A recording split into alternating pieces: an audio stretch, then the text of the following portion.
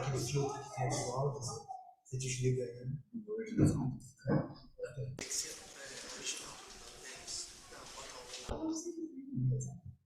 Vai lá na configuração de áudio. Se o som está estourando, se estiver estourando muito, tem que diminuir o monitor aqui.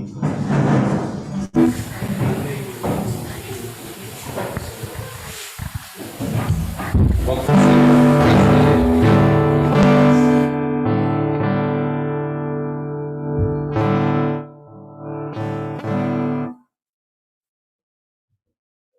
Vamos cantar a primeira música, né? Com a ajuda das crianças, sabem mais que a gente. As crianças sabem cantar, elas sabem que a gente cantar.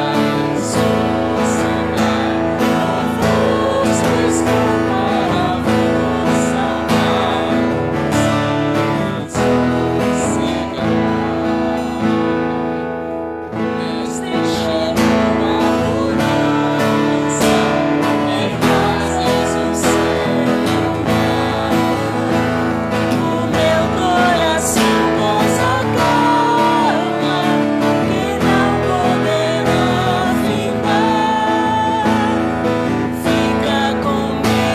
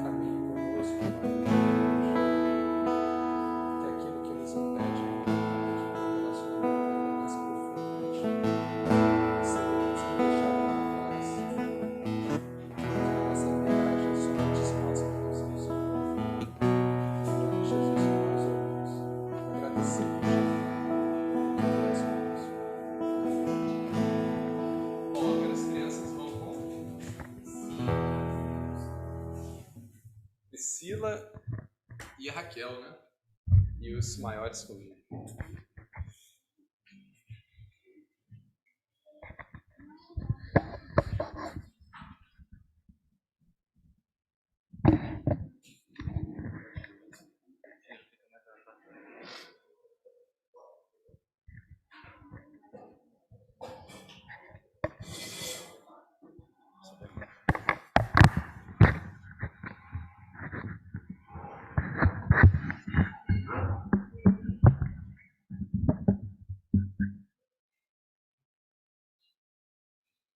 Hoje tem pouquinho, mas...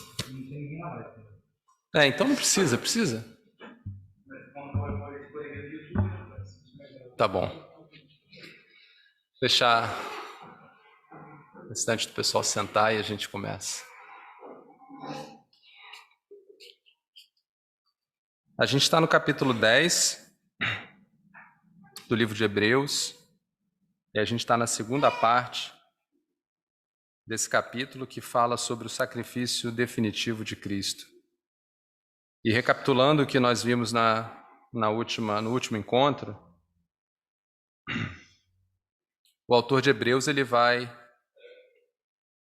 mais uma vez demonstrar a superioridade de Cristo através do sacrifício perfeito e completo, onde Cristo, como não somente o sacerdote perfeito, se entrega também como sacrifício perfeito.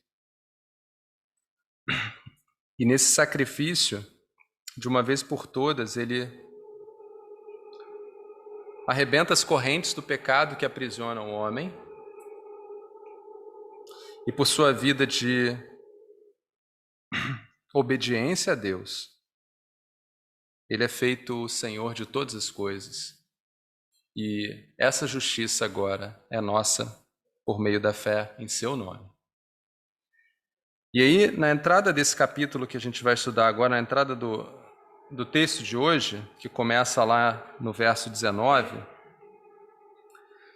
e eu quero ler com os irmãos em 3 partes. Do verso 19 até o verso 39 do capítulo 10, o tema principal vai ser a perseverança em Cristo Jesus. Mas eu separei aqui 3 blocos para a gente estudar. O primeiro bloco, o autor vai fazer de novo um convite a essa perseverança em Jesus.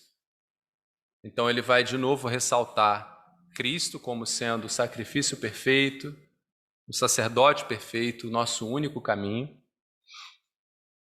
E a gente vai ver hoje a importância da igreja, a importância da comunidade cristã, vindo junto nessa verdade. Esse bloco vai até o verso 25. E aí do verso 26 até o verso 31, a gente vai ter aqui um aviso com relação à apostasia. A gente vai falar um pouquinho sobre a apostasia, o que é isso. Mas um aviso para aqueles que rejeitam essa verdade. E a gente vai ver que a tônica da carta de Hebreus, se de um lado é apresentar a centralidade de Cristo, do outro é mostrar os perigos daqueles que não aceitam essa verdade. E fechando lá no verso 32 até o verso 39, a gente vai ver um tópico que eu estou chamando aqui de um tópico mais prático para a gente, que é os motivos que o crente tem para perseverar. A gente vai estudar isso aqui à luz desses irmãos aqui na carta em Hebreus, mas a gente vai estudar isso também na nossa vida. Então vai ser um tópico mais prático para a gente discutir juntos aqui. Então vamos começar lendo o primeiro bloco. Vou pedir que alguns irmãos nos ajudem na leitura. Quem tiver aí já capítulo 10, no verso 19 até o verso 26, 25, que possa ler para a gente aí. Alguém tem?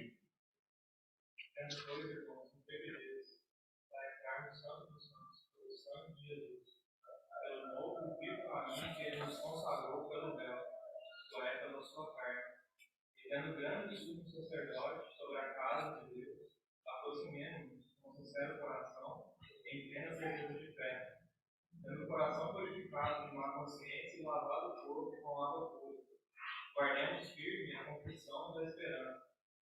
vacilar, pois quem faz a promessa é fiel. Consideremos também uns aos outros, para nos estimularmos ao amor e às boas obras. Não deixemos de congregar-nos, como é costume de alguns. Antes façamos argumentações, e tanto mais quanto vezes que o dia se aproxima. Amém. Nesse primeiro parágrafo, eu ressaltei aqui alguns pontos importantes que eu quero navegar com os irmãos aqui. O primeiro deles, que chama muita atenção, é esse novo caminho que ele não só chama de novo, como chama de vivo. Tá? Eu queria refletir um pouco a questão do caminho vivo. Segunda coisa importante é, de novo, a apresentação aqui de Jesus como o sumo sacerdote sobre a casa de Deus. Né? E eu quero relembrar o que a gente já estudou sobre Cristo sendo o sumo sacerdote, o que isso representa para a gente. Terceiro ponto aqui, dentro desse bloco, embora seja um bloco de exortação à caminhada com Cristo, à perseverança, há um pequeno aviso aqui dentro, né? Que é um aviso para que a gente creia, para que a gente não seja hesitante, para que a gente seja, de fato, aquele que crê e vai, mas não aquele que hesita, que tem dúvida. E aí eu tenho aqui aquela frase que foi muito dita no capítulo 3 de Hebreus: se hoje ouvirem a minha voz, não endureçam o coração. E depois nós temos um último bloco que eu quero chamar a atenção, que é o chamado corporativo. O que é o chamado corporativo? É nós, como igreja, nessa caminhada, sustentando uns aos outros. Então vamos ver isso passo a passo, começando por o sacrifício perfeito. Eu queria iniciar esse capítulo, essa parte falando do sacrifício perfeito, investindo um tempo aqui para a gente estudar o que é isso que o autor diz aqui no verso 19 e 20, onde ele diz assim, ó, portanto, irmãos, temos plena confiança para entrar no Santo dos Santos pelo sangue de Jesus, por um novo e vivo caminho, que ele nos abriu por meio do véu, isto é, do seu corpo. Bom, o novo se reflete aqui, se a gente for pegar a sequência do estudo, ao que a carta de Hebreus está falando. Hebreus começa dizendo: Deus no passado havia falado com o seu povo através dos sacerdotes, né, através dos profetas, mas agora, nesse momento, ele fala através de seu Filho. No passado, Deus havia deixado a lei como um caminho para mostrar as coisas que haveriam de vir, mas agora, Deus deixou algo novo. Esse novo caminho, e é o único caminho, é o caminho em Jesus. Mas eu quero investir tempo na palavra vivo, porque o texto ressalta vivo. E por que vivo? Vamos ler junto lá Apocalipse 5. Eu quero um irmão aí bem confiante na leitura para ler Apocalipse 5 para a gente. Ó, quem está sem Bíblia vai ficar com ponto negativo no boletim.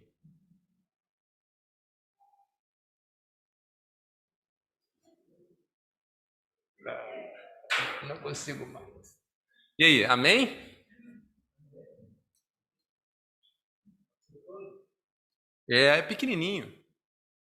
Então, vi a mão direita daquele que está sentado no trono, o livro em forma de rei, escrito de ambos os lados e selado por terceiro.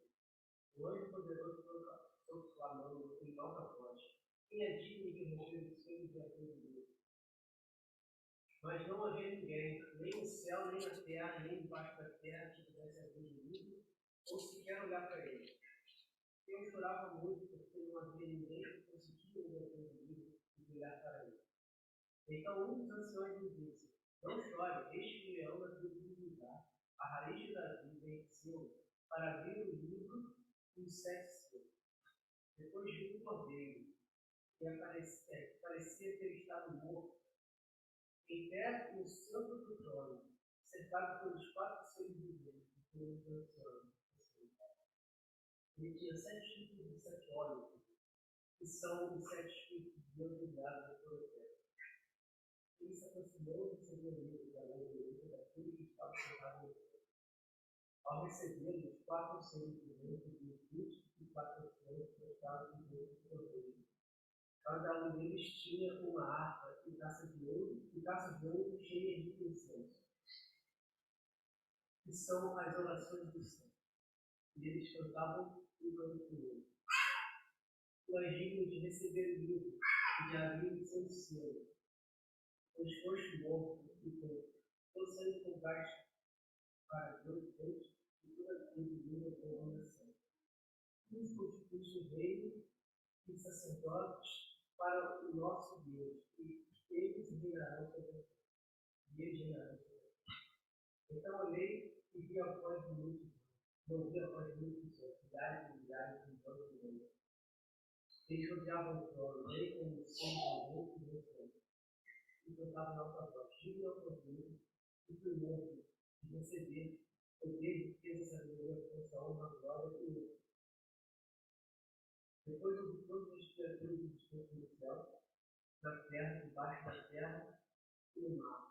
E tudo que neles há, e dizia: aquele que está sentado no trono e ao cordeiro seja louvor, a honra, a glória e o poder para todos sempre.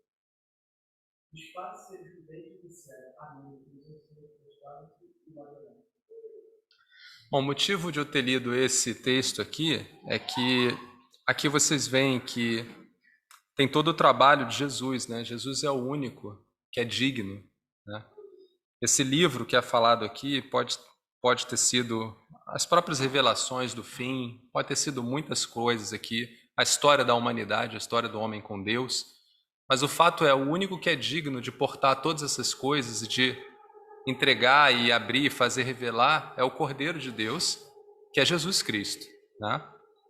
E o texto aqui no verso 6 diz que aquele que parecia estar morto, mas estava de pé no centro para abrir o livro. E esse hino que tem aqui embaixo, a gente canta muito, né? Esse hino diz todo o trabalho de Cristo, né? Porque ele comprou com sua cruz todas essas pessoas aqui para Deus.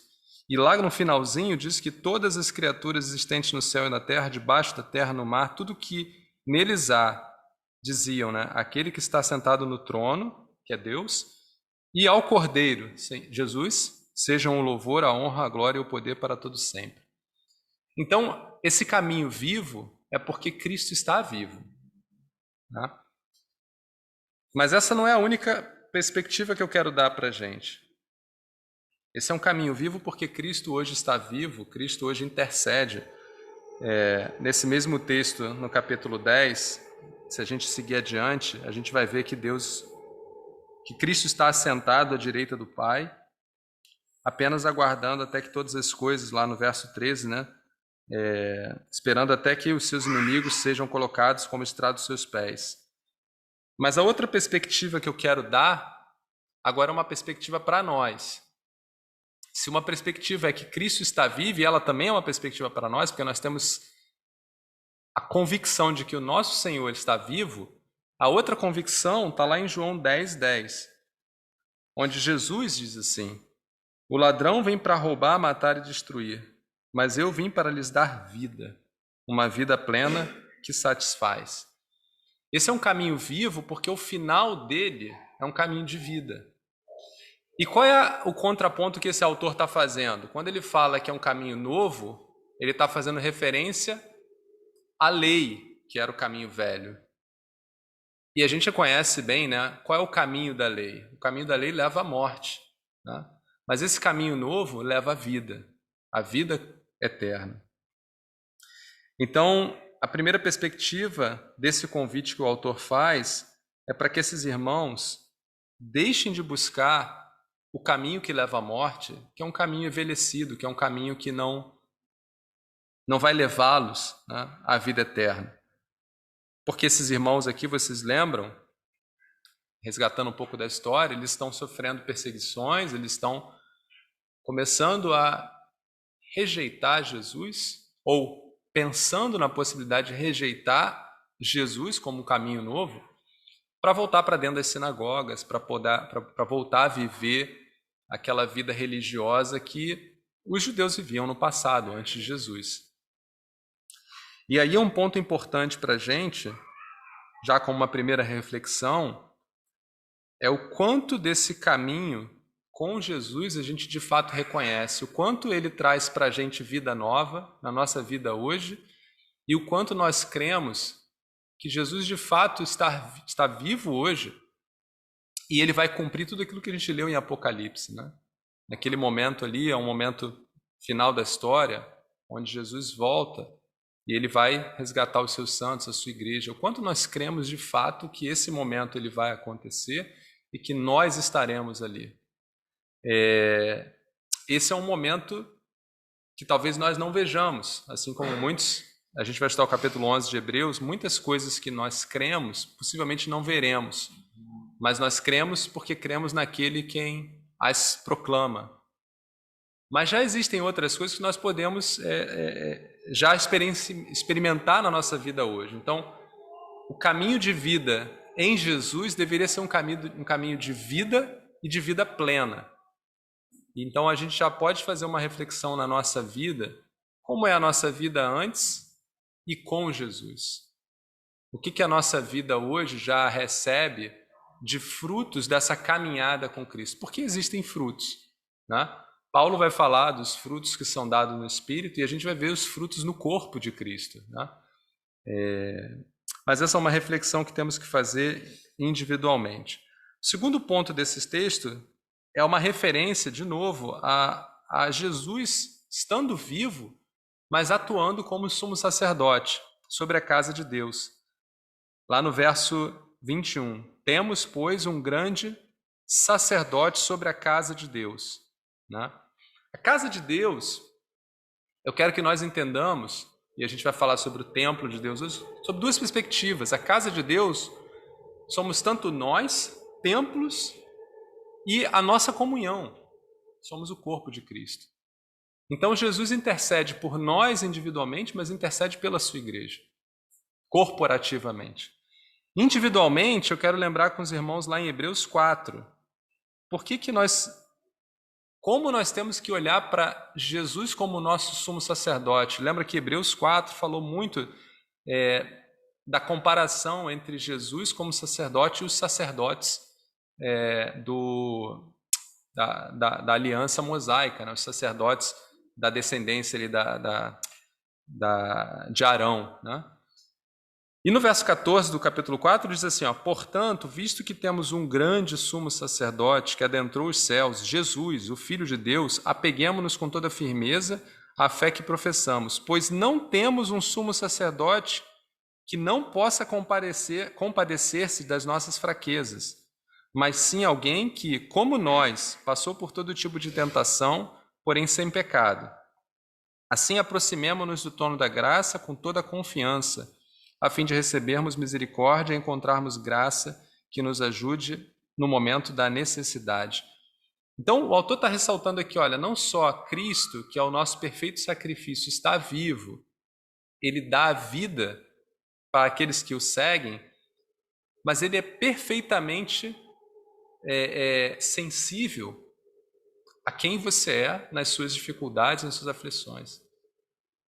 E esse entendimento, para mim, é muito profundo, porque não há nenhum de nós aqui capaz de ser sensível completamente, perfeitamente ao outro. Eu posso ser o melhor companheiro da Gabi, ajudá-la muito encaminhada, mas eu não entendo todas as aflições da Gabi. E o pior, né? Mesmo que eu a entendesse completamente, eu não sou capaz de intervir, de mediar por ela. Mas Jesus não só entende a Gabi mais do que ela mesma se entende, ou entende a mim mais do que eu mesmo me entendo. Ele conhece todo tipo de aflição e dificuldade que nós possamos ter como homens, né?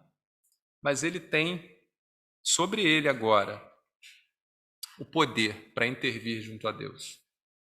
Ele é quem está hoje ao lado de Deus, advogando, defendendo a causa, né? Batalhando pegando na nossa mão, nos ajudando no momento de dificuldade.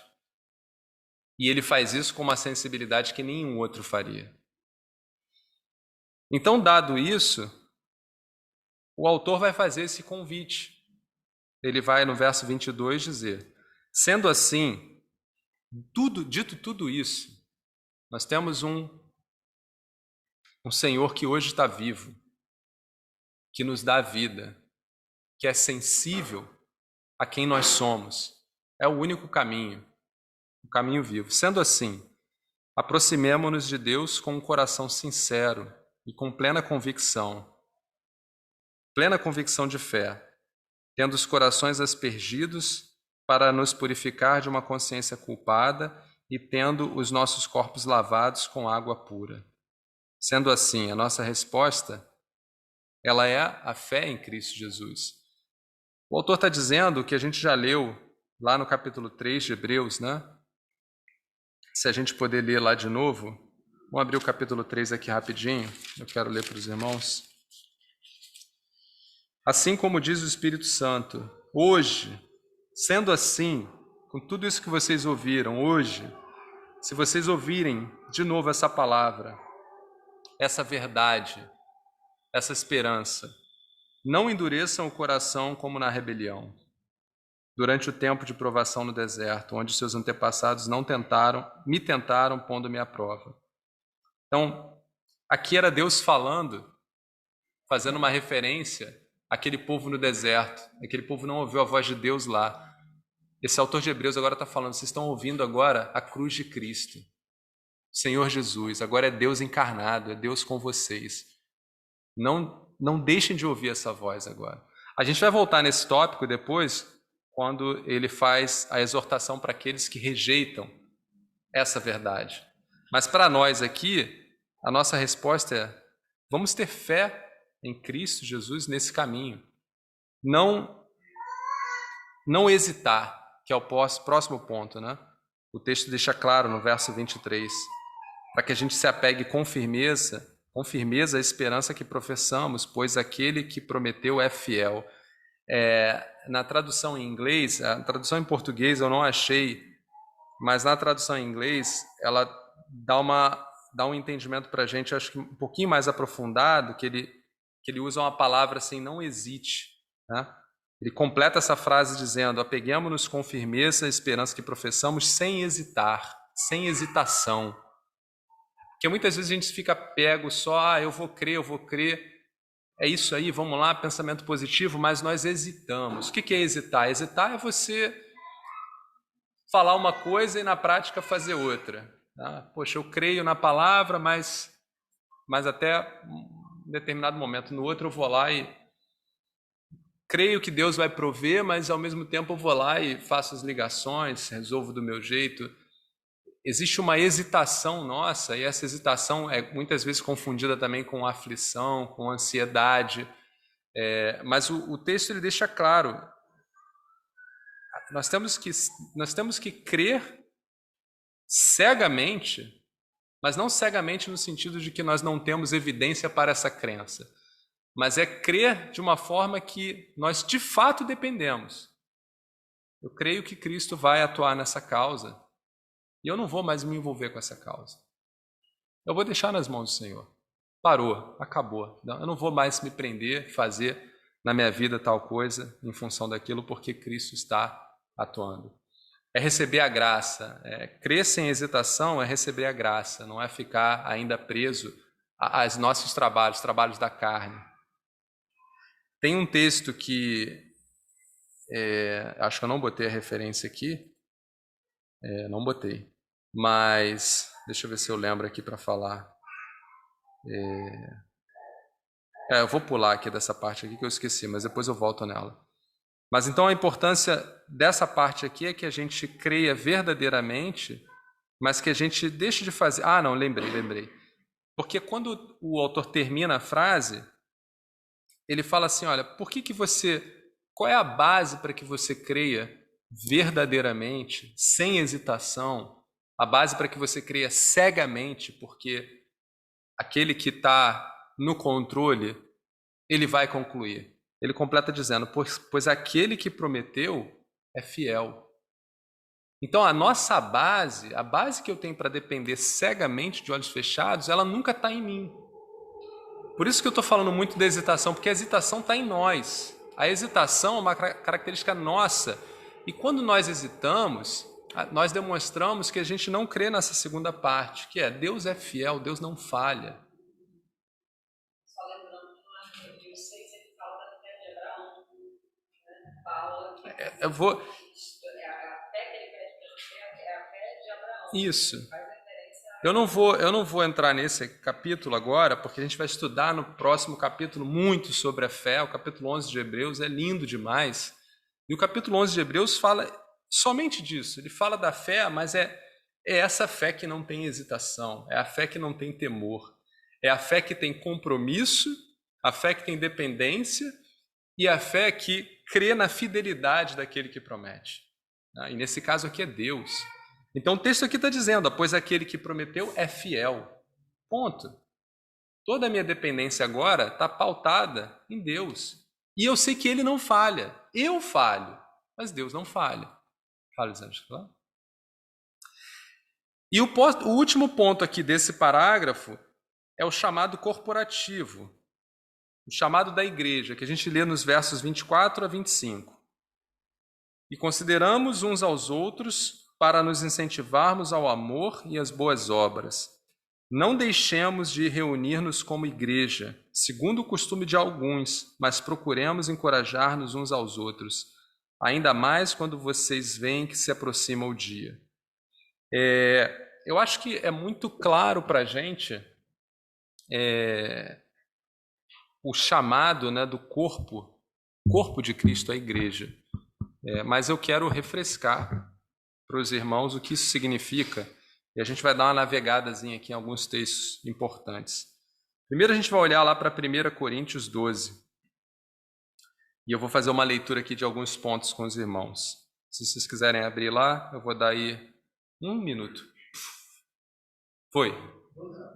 1 Coríntios 12, vamos começar no verso 4, lá e depois eu vou salteando alguns versos aí. Podemos?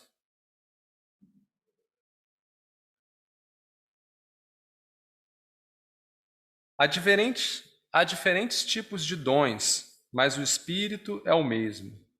Há diferentes tipos de mistérios, mas o Senhor é o mesmo. Há diferentes formas de atuação, mas é o mesmo Deus quem efetua tudo em todos. Primeira coisa que nós percebemos aqui, e nesse texto aqui de 1 Coríntios 12, a palavra vai ser muito em função da igreja, do corpo, mas começa como? Começa pela unidade do corpo. E a unidade do corpo é dada por Deus, não é por nós. Então é o mesmo Espírito, é o mesmo Deus, é o mesmo Senhor. É a trindade aqui, né? Cristo, Espírito Santo e Deus. Continuando, lá no verso 7 agora. A cada um, porém, é dada a manifestação do Espírito visando ao bem comum. Olha que interessante. A cada um, porém, é dada a manifestação do Espírito. Então, todos nós no corpo temos a manifestação do Espírito Santo. Mas temos ela para quê? Para servir ao corpo, não a nós mesmos. Pelo Espírito, a um é dada a palavra de sabedoria, a outro, pelo mesmo Espírito, a palavra de conhecimento, a outro, fé, pelo mesmo Espírito, a outro, dom de curar, pelo único Espírito, a outro, poder para operar milagres, a outro, profecia, a outro, discernimento de espíritos, a outro, variedade de línguas e ainda a outro, interpretação de línguas.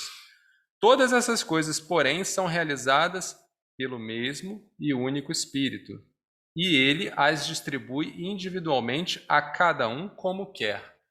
Segunda coisa importante, esse corpo é o corpo de Cristo, que é um corpo dirigido pelo cabeça, que é Jesus, né? Que foi criado, constituído para dar glórias a Deus Pai, e ele é ligado pelo Espírito Santo. E o Espírito ele é distribuído de acordo com a vontade de Deus, não a nós. Então, dentro do corpo de Cristo, se às vezes a gente busca servir do nosso jeito, muitas vezes nós estamos desagradando aquilo que o Espírito Santo quer.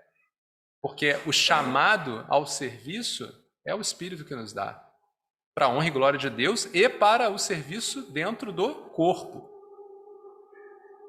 Então temos que entender que muitas vezes os nossos dons são usados para glorificação do nosso eu. E aí é um perigo muito grande, porque ele não serve nem num primeiro momento para glorificar o único Deus, que é o propósito do corpo, e num segundo momento para fortalecer o corpo, que é a igreja, é a união dos irmãos. Os dois princípios fundamentais do corpo de Cristo, da glória de Deus no corpo e ajudar-nos nessa caminhada no corpo, uns aos outros, para servir. E aí no verso 24 o texto continua: Deus estruturou o corpo. Deus estruturou o corpo. Agora ele fazendo uma metáfora em relação ao nosso corpo humano, mas falando da igreja. Deus estruturou o corpo dando maior honra aos membros que dela tinha falta, a fim de que não haja divisão no corpo, mas sim que todos os membros tenham igual cuidado uns pelos outros. Essa parte, Deus está dizendo o seguinte: olha, eu vou nivelar todos dentro do corpo num mesmo nível.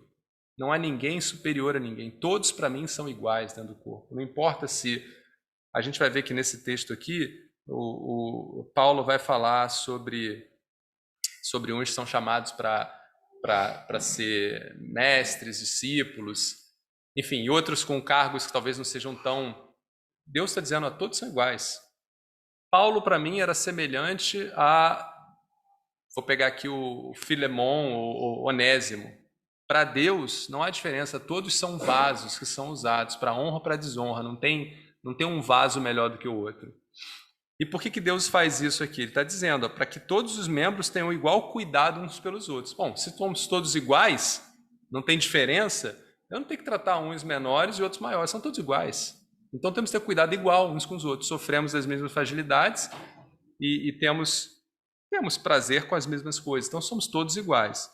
E aí ele continua: a fim de que não haja divisão no corpo, mas sim que todos os membros tenham igual cuidado sobre os outros. Quando um membro sofre, essa é a parte que eu quero chamar a atenção dos irmãos. Quando um membro sofre, todos os outros sofrem com ele.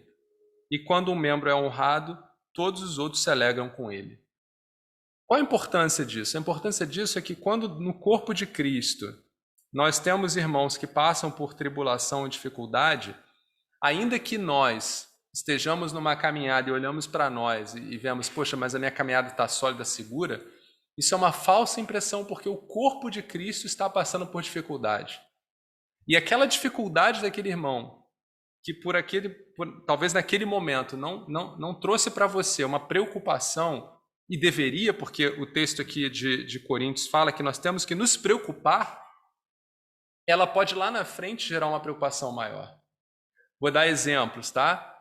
Dentro de igrejas onde você tem dificuldades no corpo, e aqui em Coríntios era isso que estava acontecendo, o que acontecia como consequência dessas dificuldades? Separações, rixas, né? Problemas entre os membros da igreja. Essas coisas não começam da noite para o dia.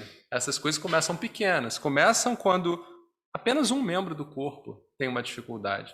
É mais ou menos, pegando a nossa analogia aqui, se eu tenho uma unha encravada, pequenininha, se você não cuida dela, aquilo pode virar uma infecção, você pode perder um pé, daqui a pouco é a perna, daqui a pouco é o corpo inteiro.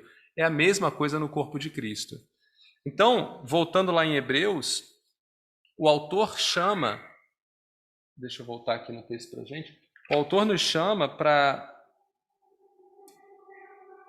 Nos incentiva, né, ao amor e às boas obras, e não deixarmos de nos reunir como igreja, segundo os costumes de alguns, mas procuremos encorajar-nos uns aos outros, ainda mais quando vocês veem que se aproxima o dia. Então, basicamente aqui, cristão, quem serve a Cristo, deve buscar a comunidade, deve buscar isso que a gente está fazendo aqui e em qualquer lugar. Deve buscar, é um dever nosso buscar a comunidade. Por quê? Primeiro, porque nós temos que olhar uns pelos outros. Segundo, nós precisamos nos encorajar. Aí eu peguei um autor dia desses que falou algo muito interessante. Muitos de nós, quando buscamos a comunidade, buscamos para receber. Mas não passa pela nossa cabeça, quando buscamos a comunidade, o que nós vamos doar. Né? Porque o nosso trabalho não é só receber da comunidade, é também doar. Então, basicamente, viemos aqui hoje para receber um estudo, um carinho, um afago, mas eu vou doar o que para quem? O Espírito Santo vai me usar hoje, vai usar minha vida hoje, por quê? Para quem? Porque deveria. Eu deveria estar disponível ao Espírito Santo de Deus para ser usado para abençoar outra vida, ainda que eu esteja em dificuldade. Né? É nessa troca que nós nos fortalecemos, é nessa troca que o Espírito Santo faz a sua obra em nós. Alguém quer colocar alguma coisa nesse primeiro parágrafo? Esse primeiro parágrafo, então, resumindo, o autor está chamando esses irmãos, olha, não rejeitem essa verdade. Essa verdade é maravilhosa e é onde há vida. Vocês estão indo para um caminho de morte. Não a rejeitem. E para que vocês venham forte nela, venham juntos, venham em comunidade. Trabalhem uns com os outros, fortaleçam a fé um dos outros, para que vocês caminhem seguros, porque vão vir dificuldades. O autor está dizendo isso. Algum ponto, algum comentário aqui para a gente seguir? Ele fala, em versículo, ele associa com a volta do Senhor, tanto mais quanto eles que dizem a Deus. E isso tem duas implicações. A questão secundária da preocupação com o mesmo com o próximo, que o dia está se aproximando, né? Exato. Precisa firmar nossa vida. O pensamento da celeridade, né? Não é para amanhã, né? É o cuidado no hoje, é o tempo do hoje. E, em primeiro lugar, porque esse é o propósito dele, dessa unidade, né? Dessa vida em união com o Senhor. Esse é o chamado dele para nós. A nossa vida cristã ela é individual, ela não é individual, cada um tem que ter o seu relacionamento secreto com isso, mas em um aspecto mais global, o seu coração, ao desejo de ver uma noiva, de ver entre nós a união, a comunhão que é a eternidade. A gente eu estou para fazer um estudo sobre o corpo de Cristo, a igreja, porque tem várias perspectivas, né? Tem essa perspectiva de nós caminharmos e podermos nos escorar de fato uns aos outros para enfrentar as dificuldades no corpo, porque um corpo, quando um membro do corpo está enfraquecido, todo o corpo é enfraquecido. Mas tem uma coisa que a gente percebe pouco, a gente dá muito pouco valor, é muito do que você falou, Regis. O corpo de Cristo, nós somos o corpo de Cristo, né? Cristo é o cabeça. Cristo é visível para o mundo pelo corpo de Cristo. Então Cristo só é visível no mundo se a igreja estiver no mundo. Se a igreja não estiver no mundo, Cristo não está visível no mundo, porque Cristo é visível pelo corpo de Cristo. E no corpo de Cristo, a evidência de Cristo é o relacionamento no corpo. Então, o relacionamento no corpo que Paulo vai falar, que João vai falar, que é o amor que nós compartilhamos entre nós, Cristo vai falar, pelo amor serão conhecidos, mas nós somos conhecidos não individualmente, somos conhecidos no corpo de Cristo, onde esse amor é visível. Então, no limite, quando não há corpo de Cristo, não há a propagação do Evangelho. Não há verdade de Cristo, porque não tem o corpo, não tem o seu corpo, não tem o seu corpo presente, físico. Nós hoje somos corpo de Cristo. A igreja é o corpo de Cristo. Tá?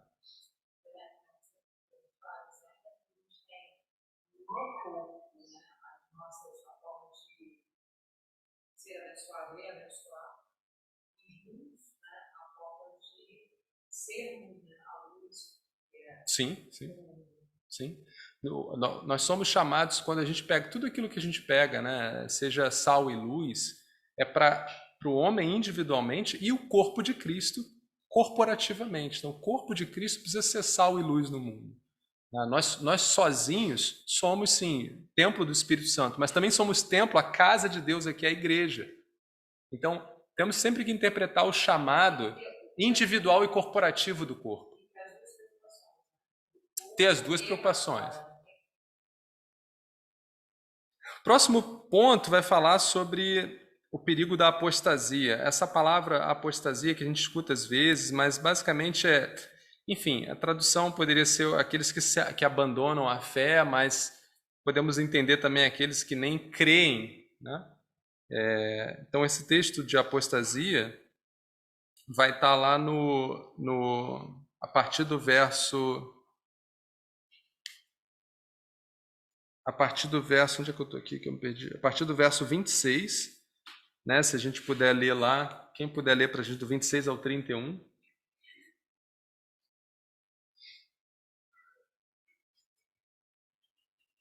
Se continuarmos a pecar deliberadamente depois que recebemos o conhecimento da verdade, já não resta sacrifício pelos pecados, mas tão somente uma terrível expectativa do juízo fogo intenso que consumirá os inimigos de Deus.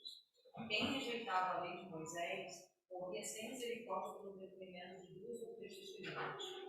Quão mais severo castigo julgam vocês merecem aquele que pisou os pés, o Filho de Deus, profanou o sangue da aliança, pelo qual ele foi santificado e insultou o Espírito da graça. Pois conhecemos aquele que disse: a mim pertence a vingança, eu retribuirei. E outra vez, o Senhor julgará o seu povo. Terrível coisa é cair nas mãos do Deus vivo. A primeira coisa que eu acho que é importante a gente entender perfeitamente aqui é essa primeira frase: se continuarmos a pecar deliberadamente depois que recebemos o conhecimento da verdade, já não nos resta sacrifício pelos pecados.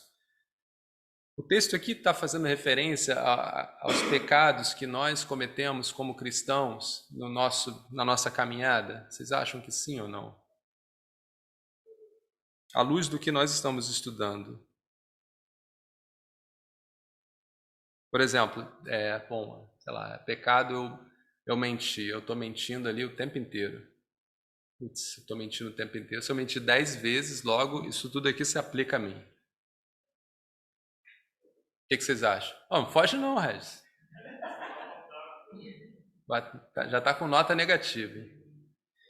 Não, eu quero reforçar com os irmãos aqui que aqui o autor não está falando da nossa caminhada falha com Cristo, que é um problema, tá? Se eu sei aquilo que eu devo fazer, aquilo que agrada ao meu Senhor e eu não faço, eu de fato estou ofendendo. Eu de fato estou sendo mal. Obrigado. Mas isso não significa que para mim a cruz de Cristo não vale mais. Não é isso que o autor está dizendo aqui.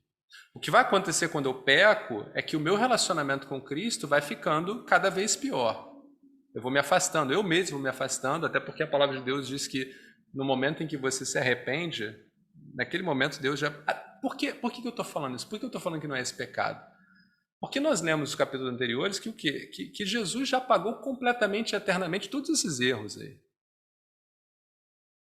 Então você vai falar, não, mas então o que é isso que o autor está dizendo aqui? O próprio autor ele vai explicar. Ele vai dizer aqui, ó. Primeiro ele dá uma dica dizendo, ó, já não resta sacrifícios pelos pecados. E aí se você pensa, peraí, mas se o sacrifício de Jesus foi completo para os pecados, então em que hipótese não haveria um sacrifício para um pecado? Que pecado é esse?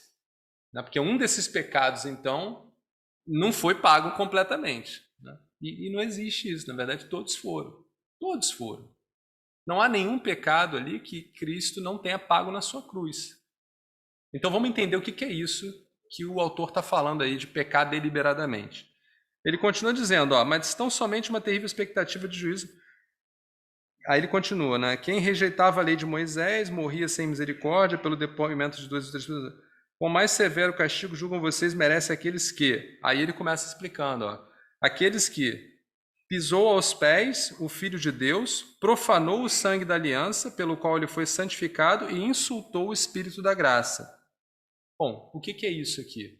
Como é que a gente pode traduzir essas coisas? Aqui são os pecados, que desses pecados aqui o autor está falando. Para esses aqui, não há mais possibilidade. Bom, esse aqui é o pecado de não crer em Cristo e sua cruz. Se você não aceita que a única verdade, que o único caminho para Deus é Cristo, e lembra, esses irmãos aqui em Hebreus, eles estavam fazendo o quê? Eles estavam querendo rejeitar Cristo e voltar para dentro da sinagoga. Eles tinham vontade de servir a Deus, mas queriam rejeitar Cristo. O autor está dizendo, olha, se você rejeita a verdade de Cristo, aí de fato, aí é lógica, né? Pensamento lógico. Se Cristo é o único que te limpa completamente, te liga eternamente a Deus e você rejeita isso, logo não há mais nada. Não há mais nada. Então aqui a chamada do autor não é para esse irmão que vai escorregar na caminhada, e nós todos aqui fazemos isso. Vamos escorregar daqui a pouco quando sair. Basta, antes de sair, aqui dentro. Ou agora, em pensamento, eu escorreguei. E eu não estou dizendo que isso é bom, não. Paulo vai falar Que não é porque nós fomos comprados que nós agora temos passe para pecar. Não é isso. Mas Cristo conhece a nossa natureza, Deus conhecia a nossa natureza. Por isso Cristo, ele é perfeito, porque ele cumpre aquilo que nós não somos capazes. Então nós vamos pecar, vamos cair. Mas esse ponto aqui é o ponto onde eu rejeito o Filho de Deus. E não só rejeito, e aqui é outra coisa que eu quero chamar a atenção, não é rejeitar sem conhecimento. Quem vive na ignorância não rejeita. Quem vive na ignorância está na ignorância. É culpado também de pecado. Lá em Romanos, todos nós somos indesculpáveis. Por quê? Porque o que se pode conhecer de Deus foi revelado. São culpados. Mas eles estão no pecado da ignorância, como muitas vezes nós estamos no pecado da nossa fragilidade na carne. E esses aqui? Não, esses aqui são aqueles que o texto diz, lembra lá do texto que a gente leu, Romanos 6, 4 a 6? Participaram das revelações do Espírito, foram iluminados, andaram... Hebreus 6, de 4 a 6, está lá, é o mesmo texto aqui. Esses aqui são pessoas que viram as manifestações de Cristo, da sua cruz, da sua verdade, muitas vezes até na vida deles, ou de pessoas ao redor. Então a gente pode imaginar aqui que aquele irmãozinho nosso que está na igreja acompanhando junto, ele está vendo a movimentação do corpo de Cristo, ele está vendo Cristo na vida dele, apresenta, mas ele fala, cara, para mim tudo isso aí é lixo, eu não queria nada disso. Jesus, para mim, eu não quero isso para mim, não creio em nada disso. Eu rejeito essas coisas. Não, mas você está vendo isso? Não, mas eu rejeito. Esses que rejeitam de uma forma velada, e aí o texto fala que se eles continuam deliberadamente, né, rejeitando, são inimigos de Deus. Para esses, o texto que a gente vai ler está em Hebreus 3, 7, 11. Hebreus 3, 7, 11 diz assim, né? Vou ler só o final, né? Assim jurei na minha ira, jamais entrarão no meu descanso. E aqui mesmo no texto que a gente está lendo aqui, o texto diz assim, terrível coisa é cair nas mãos do Deus vivo. Para esses, terrível coisa é cair nas mãos do Deus vivo. Por quê? Porque não há um outro caminho. O único caminho para não cair nas mãos do Deus vivo, que vai exercer a sua justiça, o único caminho para que os nossos pecados, né, não sejam corrigidos em nós, a justiça contra os nossos pecados não sejam dadas em nós, o único caminho é por Cristo Jesus. Eu creio que Cristo tomou para si o pecado que era meu. Porque a ira de Deus veio sobre Cristo. E hoje eu estou livre. Amém. Mas se eu não creio nisso, a ira do Senhor vem contra mim. E a gente sabe qual é a ira do Senhor. A gente leu bastante no estudo anterior, falando sobre Apocalipse, né? Todos aqueles que não têm o seu nome registrado no livro da vida vão ser colocados no lago de fogo e enxofre, onde haverá choro e ranger de dentes. Só uma coisa que eu queria trazer para os irmãos, para efeito de estudo histórico aqui, lá em Deuteronômio 17, 2 a 7, eu vou pedir que alguém ache aí rapidinho para ler para a gente, mas aqui o texto passou uma coisa que eu queria pegar aqui. Ele fala que na lei de Moisés, aqueles que... Está aqui, quem rejeitava a lei de Moisés, lá no verso 28, morria sem misericórdia pelo depoimento de 2 ou 3 testemunhas. Tá? Ou seja, no passado, a lei era tão clara quanto isso. Existia um conjunto de procedimentos, se você falhava um deles e tinha 2 testemunhas, 2 ou 3, chegava lá, o cara ali falhou, pisou fora do quadrado. Na hora, era executado. Essa era a lei. O texto está dizendo que se isso aqui já era duro, quão mais duro não vai ser para aqueles que desprezam a cruz de Cristo. Então vai ser algo muito mais radical, não é só a morte da carne, vai ser a morte eterna. É isso que o autor está dizendo. Então, o que eu trouxe para a gente refletir aqui,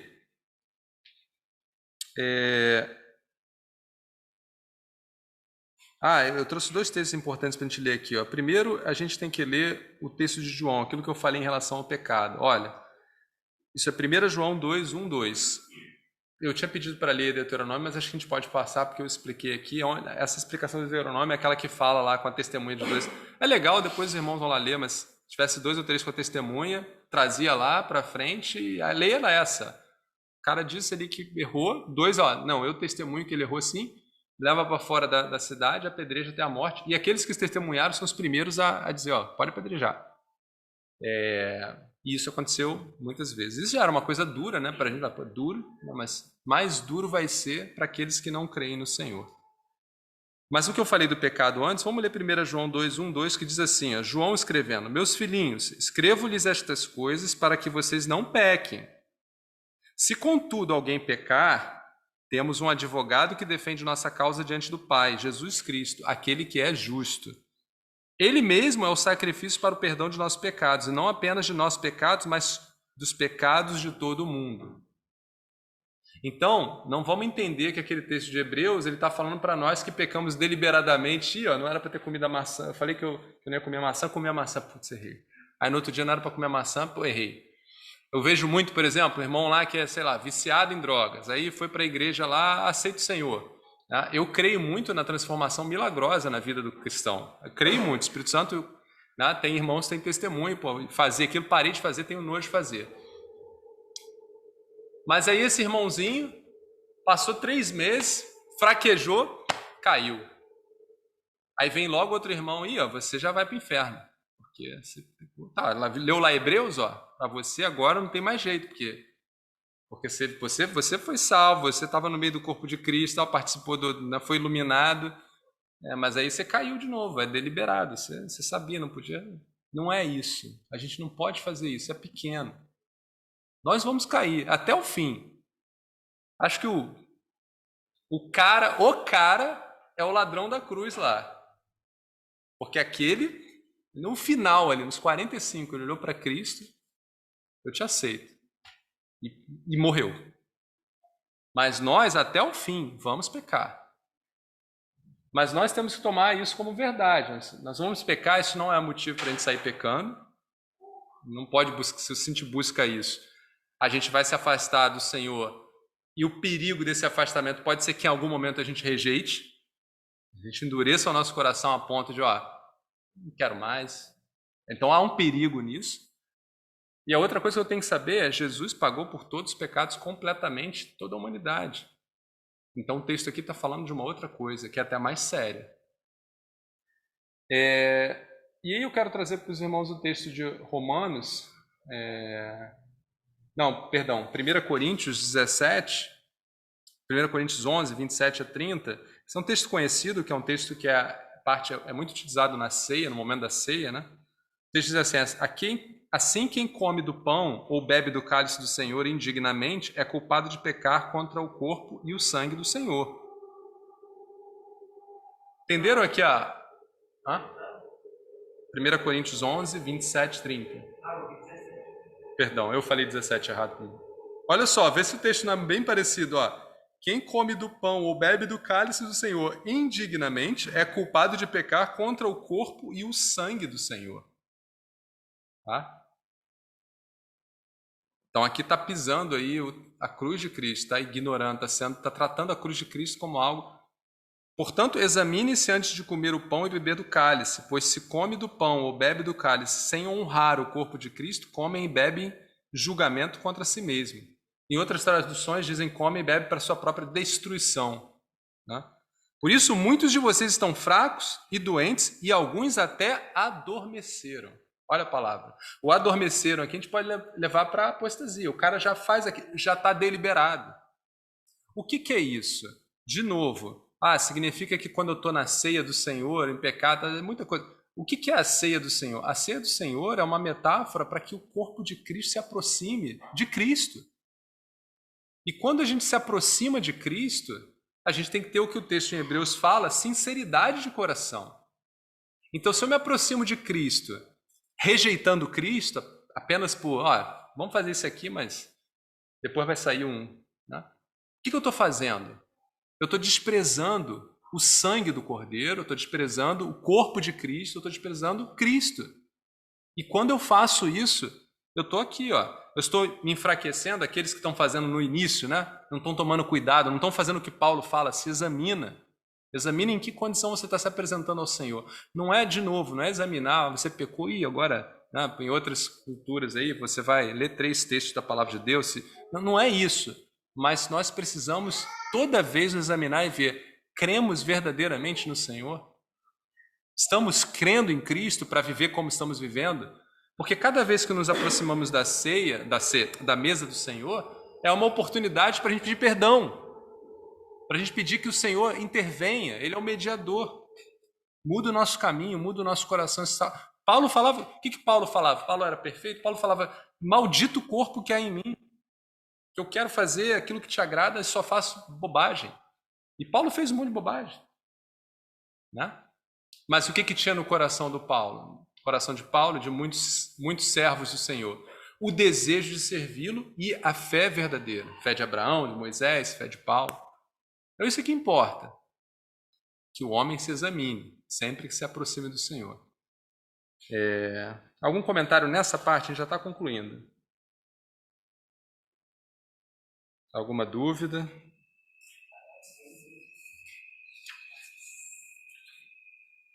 Essa parte final agora é uma parte mais para nós, porque o texto aqui é muito, muito direto. Mas esse texto aqui se aplica para esses irmãos aqui agora.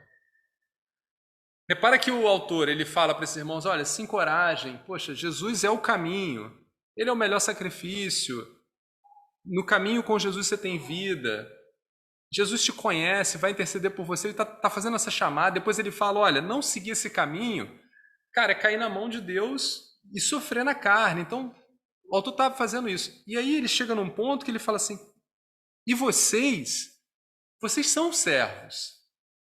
Está falando para esse grupo agora, vocês são servos. Por que eu estou dizendo que ele está dizendo que vocês são servos? Ele fala assim, ó, lembre-se dos primeiros dias de vocês. Que primeiros dias são esses? Primeiros dias de caminhada.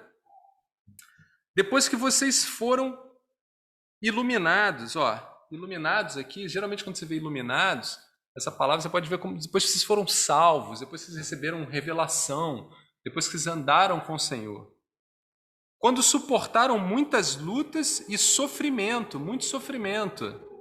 Algumas vezes vocês foram expostos a insultos e tribulações, em outras ocasiões fizeram-se solidários com os que assim foram tratados.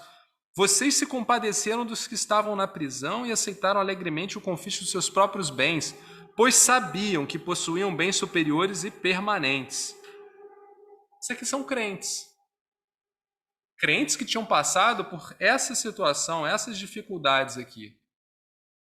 E o autor está fazendo o que com eles? Está falando assim, lembrem disso. Lembrem da caminhada de vocês com Cristo. Como foi essa caminhada? Onde vocês estavam, até onde vocês chegaram? Porque isso é uma profissão, né? É um testemunho da fé que vocês tiveram. Mas a pergunta que eu faço é, como é que é a nossa vida? Quando a gente olha, que experiência nós temos com Jesus? Que experiência nós temos na caminhada? Se alguém vier falar para a gente agora, pô, cara, você é um servo, olha o que Deus fez na sua vida. Fez o quê? Que vida nós temos com Cristo que permite com que a gente olhe e veja toda a ação dessa vida em nós? Porque se a gente não tem, a gente pode estar igual esses irmãos anteriores aqui, se enganando que a gente está caminhando com Cristo. Tem muitos textos na palavra de Deus, se a gente for ler Romanos 5:1, por exemplo, agora sim, quem puder ir lá e ler para a gente, Romanos 5, de 1 a 5, muitas vezes na caminhada do cristão nós passamos por tribulações e essas tribulações nos fazem crescer. Quem achou para ler para a gente aí?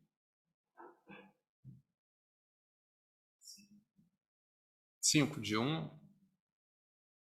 Tendo sido, pois, justificados pela fé, temos paz com Deus, por nosso Senhor Jesus Cristo, por meio de quem obtivemos acesso pela fé a esta graça na qual agora estamos firmes e nos gloriamos na esperança da glória de Deus. Não só isso, mas também nos gloriamos nas tribulações, porque sabemos que a tribulação produz perseverança. A perseverança, um caráter aprovado, o caráter aprovado, esperança. E a esperança não decepciona, porque Deus derramou seu amor em nossos corações por meio do Espírito Santo que ele nos concedeu. A gente só consegue falar isso e viver isso se a gente tem essas experiências. Se a gente vê a ação do Espírito Santo de Deus na nossa vida, a transformação que aconteceu ao longo dessa trajetória. E isso é importante fazer hoje, agora. Eu preciso olhar hoje e ver tudo aquilo que eu caminhei com Cristo. Tudo aquilo que, nessa caminhada com Cristo, eu vi a mão de Deus na minha vida. Por quê? Para esses irmãos aqui, é isso que o autor está dizendo. Porque ele fala, olha lá para trás. Olha o que esses caras fizeram. Esses caras, até os bens deles, eles deixaram levar porque eles criam em coisas maiores. Quem de nós aqui tem uma experiência de ter, né, perdido ou até mesmo doado tudo em prol do Evangelho e ver as experiências, ver as ações, ver as maravilhas de Deus, porque são nessas coisas que a gente vai fincar os pés. Isso é a ação de Deus na nossa vida. É isso que a gente vai estudar no capítulo 11 de Hebreus. O capítulo 11 de Hebreus só vai falar nisso. O pastor Miranda Pinto, né, que a gente lê, e isso é uma coisa importante que eu ia trazer aqui. E nós, irmãos, ainda, eu não quero deixar ninguém aqui se sentindo mal, não, como eu me senti quando eu li isso. Não tem nada na minha vida que eu possa comparar com esses irmãos aqui e com muitos outros. Mas lembra que eu falei que nós somos um corpo também? Nós temos irmãos no corpo que passam por isso e a gente se beneficia desse trabalho desses irmãos. Quando eu leio lá a história do avô do Pedro, aquilo me dá esperança em Deus. Não no avô do Pedro. Mas o avô do Pedro servia ao mesmo Deus que eu sirvo. Então, se eu vejo na vida do avô do Pedro aquilo que Deus fez, eu posso fazer igual esse autor de Hebreus está dizendo aqui, olhar para essas coisas e continuar na caminhada, perseverar na caminhada.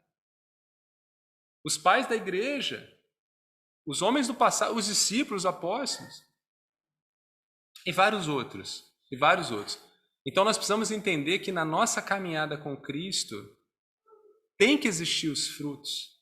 Os frutos dessa caminhada, e a gente tem vários textos que nos dão exemplos dos frutos, né? A árvore boa você conhece pelo fruto, dá o seu fruto no tempo. Tem várias metáforas. Nós somos chamados para dar frutos. Nós somos chamados para dar frutos. Por quê? Pelos frutos que nós somos conhecidos. E aqui esse autor está fazendo isso. Ele conclui dizendo, por isso, por tudo isso que vocês passaram, por tudo isso que eu disse, por tudo isso que vocês viram na vida de vocês, não abram mão da confiança que vocês têm, porque ela será ricamente recompensada. Vocês precisam perseverar de modo que, quando tiverem feito a vontade de Deus, recebam o que Ele prometeu. E agora vem a parte mais linda do texto, né? Pois em breve, muito em breve, aquele que vem, virá, e não demorará, mas o meu justo viverá pela fé. E se retroceder, não me agradarei dele. Nós, porém, somos dos que retrocedem, não somos dos que retrocedem e são destruídos, mas dos que creem e são salvos. Então, o autor vai terminar essa chamada demonstrando a fé. E a fé é exatamente isso, a fé é o resultado da nossa caminhada com Cristo. Toda vez que você caminha com Cristo, avança cada degrau, você está confiando em Cristo. E o resultado dessa caminhada é uma história que você olha para trás e olha, até aqui nos ajudou o Senhor. Até aqui nos ajudou o Senhor. A caminhada de Abraão não foi a caminhada do fim.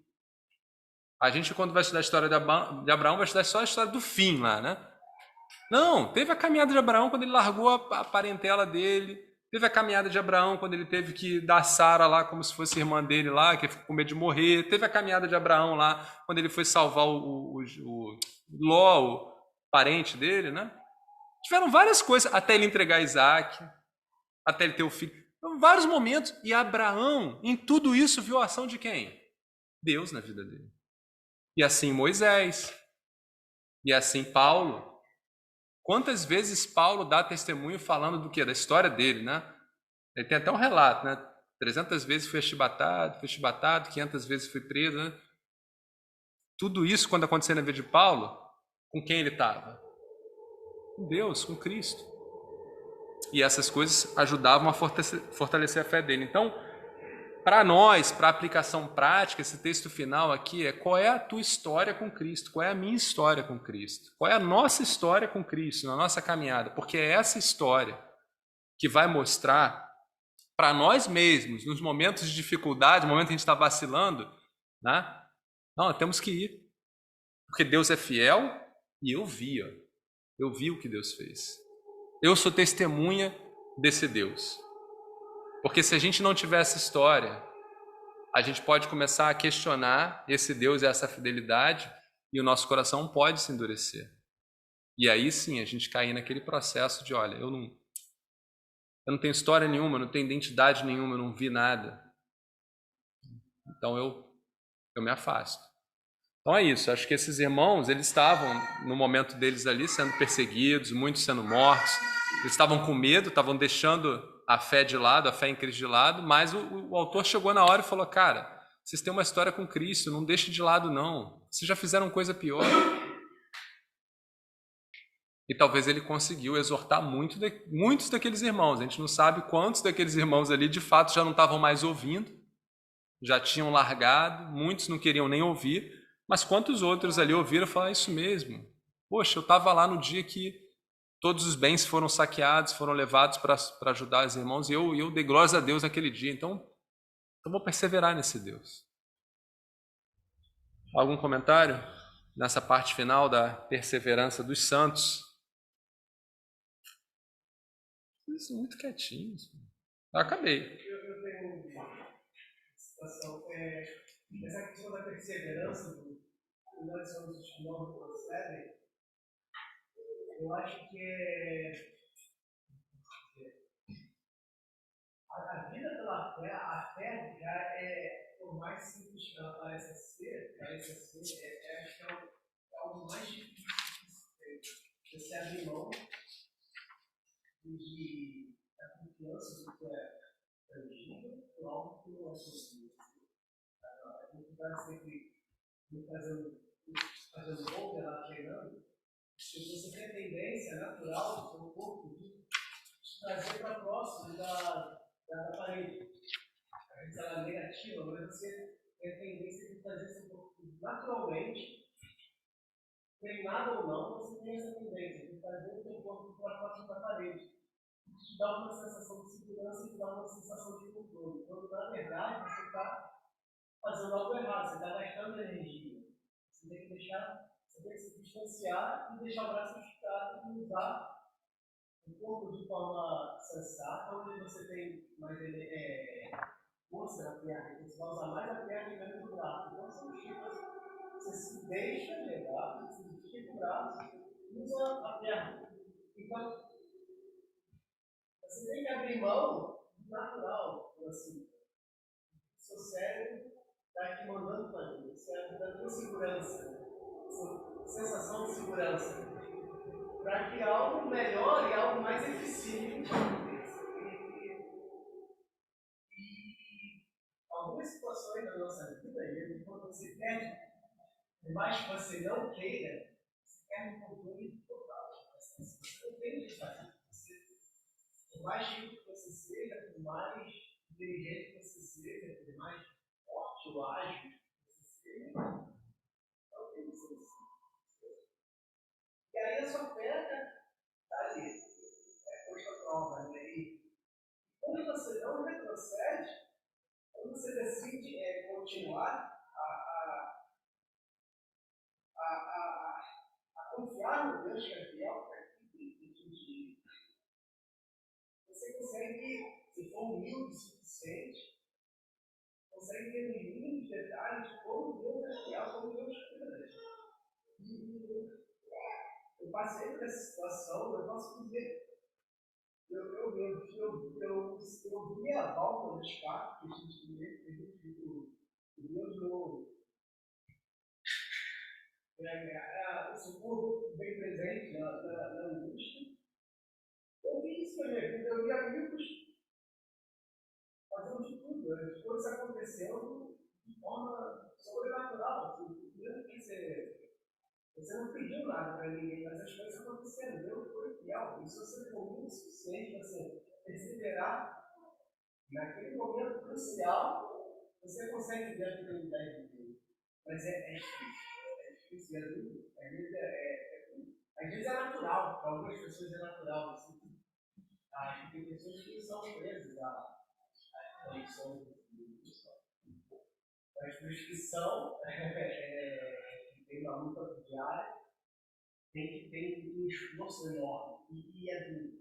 Mas se você conseguir perseverar, você todos que não retrocedem, você vai ver a mão de Deus e você vai ver como é linda.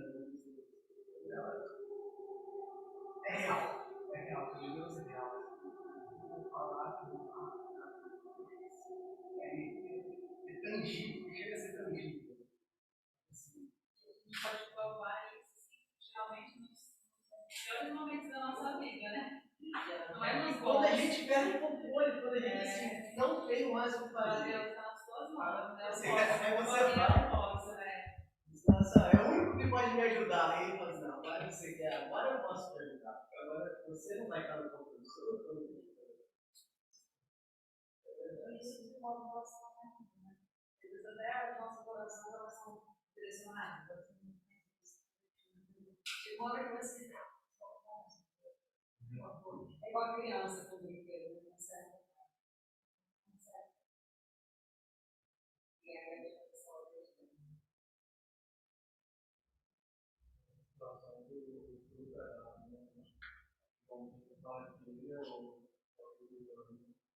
Na verdade, todos os frutos são colhidos. Essa palavra de Deus são reais e quando ele consegue pegar, derramando o pé de Deus, ele vai experimentar o que a vida fez não se alegre. Não tem bênção maior para ninguém do que a paz alegre dele.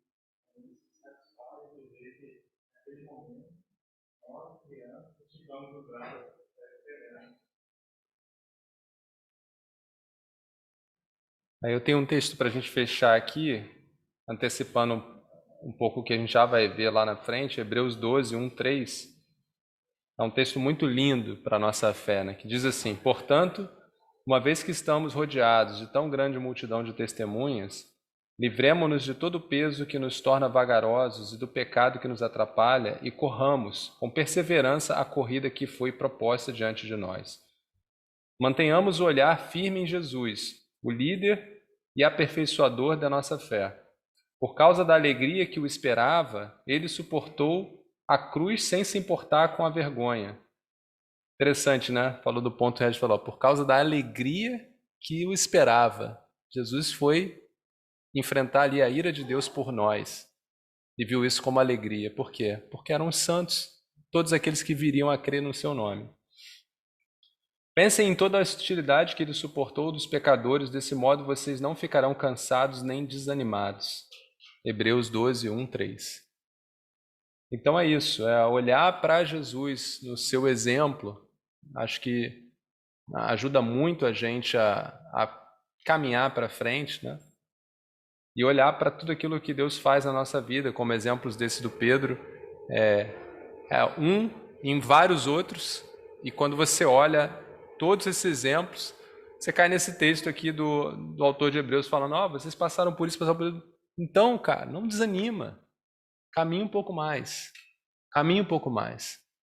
se mantenha firme aquela esperança que você teve em todos esses momentos. O que nos leva a caminhar cada um desses momentos de dificuldade em Jesus? É a mesma esperança que nos vai levar a caminhar muitos outros momentos. Que a esperança é a mesma. É Cristo. Então, Pedrão, já que você puxou, acho que a gente podia cantar lá, cada vez que a minha fé é provada, hein? Essa você sabe de cor, né? Ué, seria ótimo, né?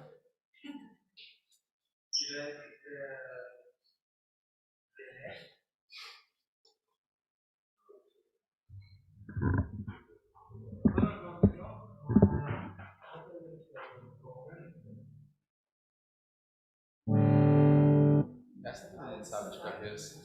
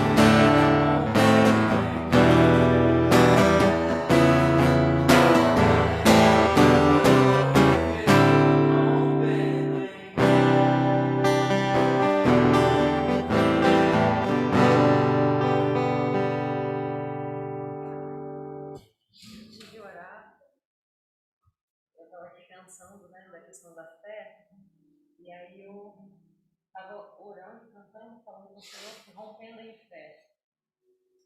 A gente quer ter essa fé, né? Eu pedi ao Senhor, se é da tua vontade que eu compartilhe, você peça para orar. Foi a minha oração agora. E a palavra de Deus diz que Jesus é o autor e consumador da fé. Não existe um botão, um parte de nós não temos fé, nós não somos capazes de nada, não somos capazes de nos salvar. E a palavra de Deus também nos diz que a fé vem pelo ouvir e ouvir a palavra de Deus. É a palavra de Deus que aumenta e que nos dá fé, nos aproximando do Senhor, que a gente tem essa fé. Jesus é o autor e consumador da nossa fé. A gente não tem fé, eu vou ter fé. A gente não é capaz, a gente só é capaz de fé se a gente se aproxima do Senhor através da palavra dele. Ó Deus de amor, muito obrigada, Pai, por mais esse noite, muito obrigada, Senhor, por essa reunião. Porque estamos aqui, ó Pai, escolhemos estar aqui, porque o Senhor nos escolheu também para estar aqui, ó Pai. Eu te agradeço por isso. Te agradeço, ó Pai, porque poderíamos estar em qualquer outro lugar. Mas o Senhor nos alcançou, o Senhor nos alcançou com teu amor, com tua graça. Hoje nós temos valor, Pai, em refletir na tua palavra, nós temos valores, e cantar juntos, e querer te conhecer mais. Te pedimos perdão, Pai, porque estamos tateando, mas que o Senhor, com a tua graça, com o teu amor, derrame o teu Espírito sobre nós, Pai, que a gente possa sair daqui desejosos, Pai, de te conhecer mais, desejosos de ter mais momentos contigo, Pai, de te conhecer melhor. Porque é te conhecendo que nós podemos saber, Pai, como te agradar, é te conhecer que nós podemos entender, Pai, o caminho que Jesus tem para nós, podemos tatear melhor. Mas o Senhor nos dê um espírito de humildade, Pai, para que a gente possa se render aos teus pés, que a gente possa anular o nosso eu, para que Jesus cresça em nós.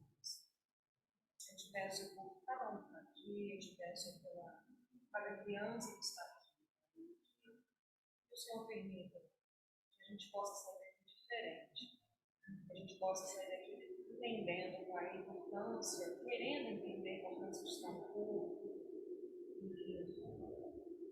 nos dê, Pai, um olhar livre de ti. Nós olhamos só um mercado, nós olhamos só um contorno, mas que o Senhor nos ajude a ter o olhar que o Senhor quer, uns para com os outros, colocar o nosso coração verdadeiramente naquilo que te agrada.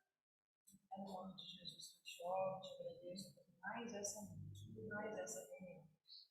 Que nós possamos continuar nos reunindo da tua boa vontade, que a sua vontade venha nesse mundo, que a sua vontade seja soberana nas nossas vidas, para que individualmente, como povo, a gente venha cumprir aquilo que o Senhor tem proposto para as nossas vidas. Comida ainda? Então vamos lá para matar o restante lá. Cadê o japonês? Vai chegar ali? Japonês polonês. Pessoal, Japonês vamos polonês. liquidar ali porque não pode sobrar nada, então. Não. Deixa eu